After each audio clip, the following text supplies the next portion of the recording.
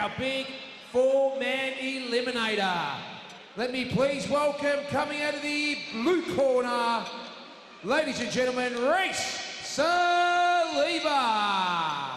Well, we could go on for hours. Could we? But here comes the machete to the sounds of not much, but he's done this all before so many times. Looking forward to seeing this bloke. I absolutely thoroughly enjoy seeing a fit, strong Rhyse Saliba. He is a great He's fighter. enigmatic. You know, when he's on, he can beat anyone. Enigmatic. He is. He's an enigma. He is salubrious to watch, a plethora of technique. Oh, wow. Someone's got given a thesaurus for Christmas. Michael Blood Diamond Mathetha. What I'm going to say, if I was sick guys, I'd probably rather fight Rhyse because he knows he would get some good technique. Yeah, like what he's used to fight. Correct. Blood Diamond is a bit unorthodox at times. Yes. Crazy stuff, but it works for him. Yeah, punches chance. Correct. Yeah, very good analysis there from the two-time CMT light heavyweight champion. You like heavyweight? Yo, I used to check out lyrics upon the format, filled with skill with technique, computer aid at. My lyrical form is clouds on your I was K-side for both your title fights, enjoyed both of them. This one to take on the winner, Singh Payak, for $10,000 in the Alpha Series finale. Let me please introduce, coming out of the blue corner.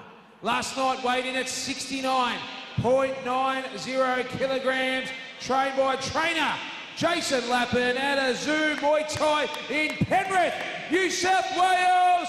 Ladies and gentlemen, big round of applause for Rhyse Saliba.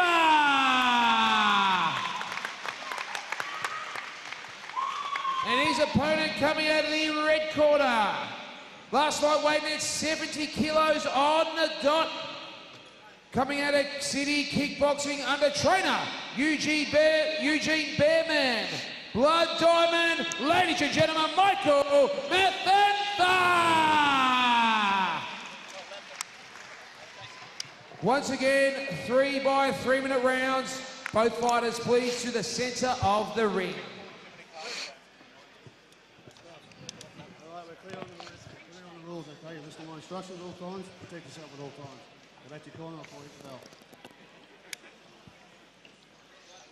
Jeff Eddy separates these two. The second of our semi-finals, the Blood Diamond coming out of the red corner, and Rhyse Saliba, the machete. Semi-final, out make of some the noise, blue. Melbourne. The winner of this one, AK, through to Round face one. Singh Payak for 10,000 big ones. Oh, I'll tell you what I could do with 10,000 big ones, mate. I tell you what, couldn't we all? But then Rhyse. one of these boys is going to have a shot at it. Now, Rhyse has already adjusted his style on the balls of his feet, moving around, which is not really common for him. Spent many years in Thailand. As you can see straight away, look at Blood Diamond's sort of, he's got his own style. It's ungainly. Like it's very effective. Yeah. Will it be effective with such a high-quality fighter as Rhyse Saliba? That's the question. No knocking Blood Diamond, though. He is a very great and very experienced fighter himself, though. Yeah, very dangerous, even off that lead as well, but Saliba closing the distance and scoring at will. If Saliba sees you hurt, he has Thai mentality and will hurt you even more. Very focused, is directly above us, and the Blood Diamond want to do well to keep his guard up. He's getting loose when he backs out of the contest, and Saliba is just dying to throw an elbow. is absolutely dying to either sweep that leg or throw an elbow. He's dying to throw one. Neither of those, of course, applicable, folks. If you catch that leg, you've got to strike immediately or let go of it under these K1 rules. You can't charge forward, as I'm sure is being told by Monsieur Eddy at this stage. Yep.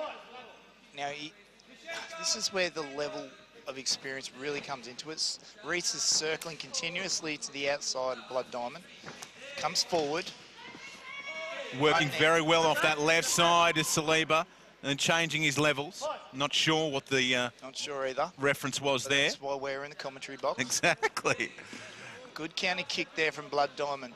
Rhyse just having a little bit of trouble at the moment adjusting to the style. Just trying to figure him out with that jab is beautiful. Sometimes, would you agree, against unorthodox fighters, going back to basics, straight line techniques. Yes, I agree fully, mate. As Rhyse unwinded a great combination there on the ropes. Not often lauded for his hands, but he's got good hands, does the Machete. Yep. Blood Diamond just has that one-punch power that can really cause problems.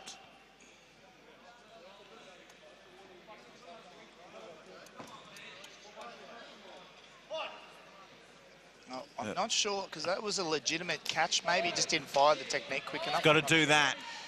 Work and get out of it. Real feeling out process, this one, with 30 seconds to go in the first, isn't it? So a game of chess at this stage. Yes. Shot's not quite fired. Rhyse, big right hand there, pushes him back on the rope. Wants to go grapple, but he can't. Grapple. Fighting his instincts, isn't he? Oh, he is one of terrors in the grapple. Oh, chucks one in. Very close to some sort of warning here with 10 seconds to go in the first. The Blood Diamond reloads, really ducks his head in. Right hand there. AK, what are your thoughts on a few things? First of all, the big hair of the Blood Diamond, it's fabulous, but it also makes it much more apparent when he cops a jab. It makes it look worse. Well, definitely, but it also might be his groove. If he hasn't got that long hair, he might not feel the groove. As we go back to the replay there. You see any stage here where Saliba getting in trouble for really working that catch. Yeah. He's got to release it or strike and then release it. He has to just strike quicker. I think that's mainly what he's getting warned for. Forward pressure is his game. Saliba is one of the Australian fighters that delivers so much forward pressure. It's so hard to combat. Blood Diamond does fight well off the back foot though, like we've seen there. Yes, yeah, absolutely. And marking up Saliba a little there with his work to the body. But really weird one in this first round, because I don't think either of them got out of first gear. I don't think so either, and the hard part is just two completely different styles. Neither of them can really read one another too well at the moment. I've seen a bit of frustration in Rhyse's eyes there. Blood Diamond sort of cruising along. They're almost better fighting the opponents from the previous fight. If you take Rhyse Saliba and Singh Payak, and then you William Harley Love. Blood Diamond. Blood Diamond pushes forward there. Brushes the hair back while he's doing it. Good job. The guard a lot tighter. I'm sure that was on the menu in the corner there. I was talking to Jason Lappin out the back. He said Rhyse has been working on his hands a fair bit of late, so it should work for him because he's predominantly not a hand fighter. Good jab there from Blood Diamond, just keeping Saliba outside. In the first round, Saliba having his way, getting on the inside as he wished. And I really think the bigger, stronger man in Blood Diamond needs to execute those straight line techniques. I think Rhyse is jabbing a lot, nearly went to elbow then.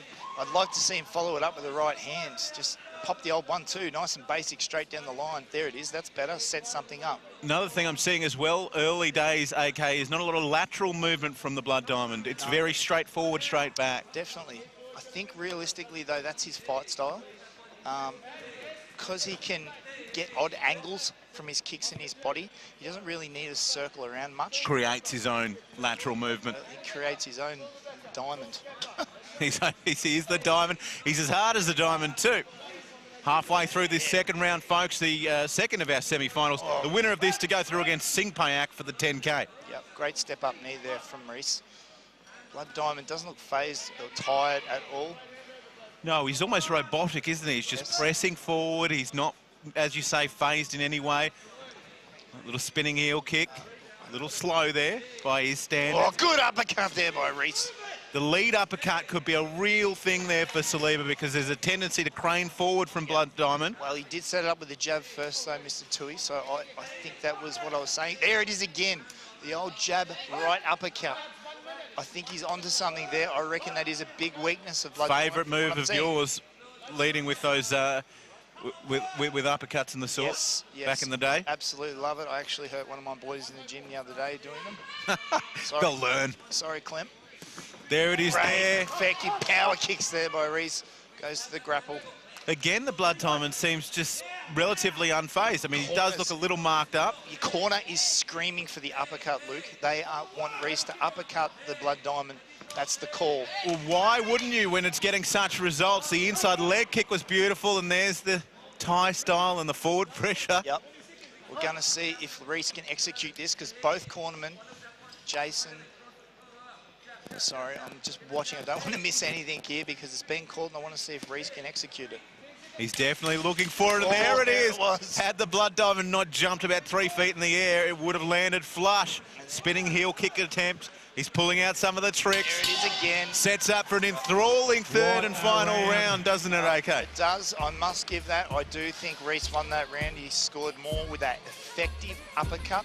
Yeah. I'd love to see him drop down onto the leg after it, though. So a jab right uppercut, reset the body, chop down on the leg. I'd love to see The that. other technique from Saliba's point of view that's working really well is just that inside leg kick. Yes. Talk me through, as a non-fighter, why we're doing that. Well, that is setting up the jab uppercut, Mr. Tui. It changes your base. Changes the base. It also deters you from hands. You look down to the legs, you start to think, when's he going to kick? And all of a sudden, your eyes drop looking for the kick, and then all of a sudden, you're wearing a jab, right uppercut to the face. Sure. Because that lead step is the same anyhow, isn't it? So Exactly it's right. bang and rolling. And you learn something every day, folks. I'm sure everyone watching knew, but sometimes I like to take a perk of the job and ask the man from AK Physiques and the multiple Third Australian final champion round, what's doing. semi-final qualifier One for more the round, main folks, to see who event will of go the through evening. against the Fighters very Club. tough Singh Payak Who will it be? for the 10K in chocolates. It's Saliba and Blood Diamond. Blood Diamond going inside now.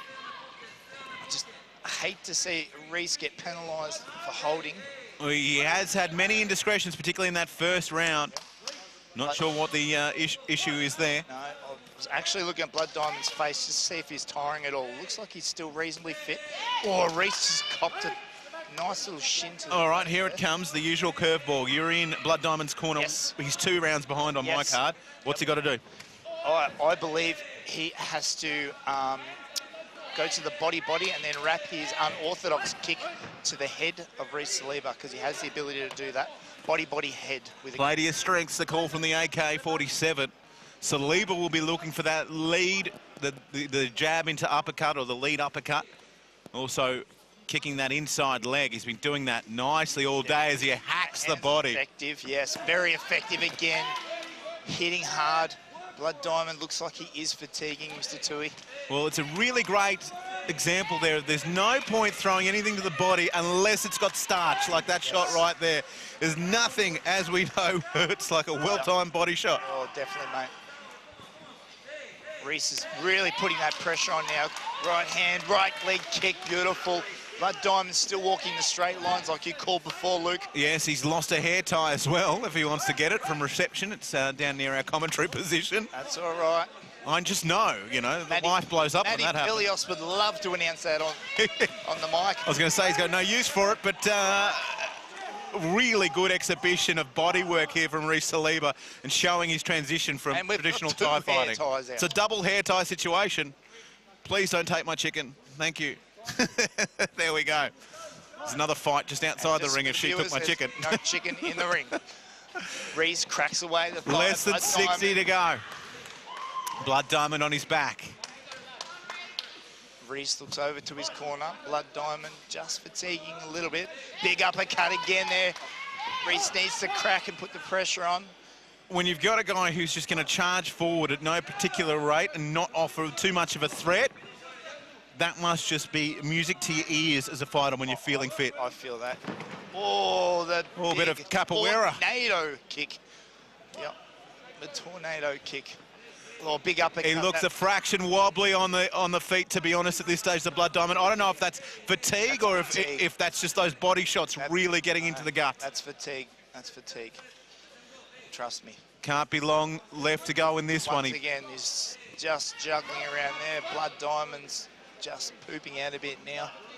Definitely fatigued. Rhyse still looking very sharp and active. About 10 seconds to go on this one. Saliba pushes forward. The Blood Diamond looks wobbly, and the machete closes the distance. It'd have to be close to all she wrote, Blood folks. Diamond gasping for air now. One last try. It is over. A little bit of a cartwheel. And just like that, you'd have to say Rhyse Saliba. Don't forget the He's live just a options. Singh Payak fight away from $10,000, AK. Well, I don't know. Coming up After the After the last one. I don't know. No, you might just be in the final. You never know. Blood Diamond, definitely plenty of heart and just that forward motion, but I'm going to say something that, again, might be controversial. Just didn't have the sophistication of his opponent, and by that I mean he didn't use his he didn't use his unconventional techniques until it was too late. Yeah, I've actually definitely seen Blood Diamond fight a lot better than that. I don't know how I don't know how his training camp went. Maybe he didn't have adequate training for it. He looked a bit more fatigued than what he normally gets in a fight, but he still fronted up and still got in the ring, so he's a winner anyway. And still went the distance despite the massive body work of the machete. Did he cut him in half, or are we going to go an extra round? We'll find out as we go up to Matt Pilios for a decision in just a moment's time. Who will go through to fight Singh Payak for the $10,000 of the Alpha Fight Series? Folks, we will both find out at exactly the same time, just getting some judges' decisions together. And here we go, folks, right up to Matty Pilios. Melbourne. Also great to have Jace, one of the best trainers in the country, the boys. This one, a unanimous decision, points 30-27, 30-27, 29-28. Our winner and advancing to the Peter Hatton Alpha Fight Series is Rhyse Saliba. As expected, the machete gets the business done against a very tough, determined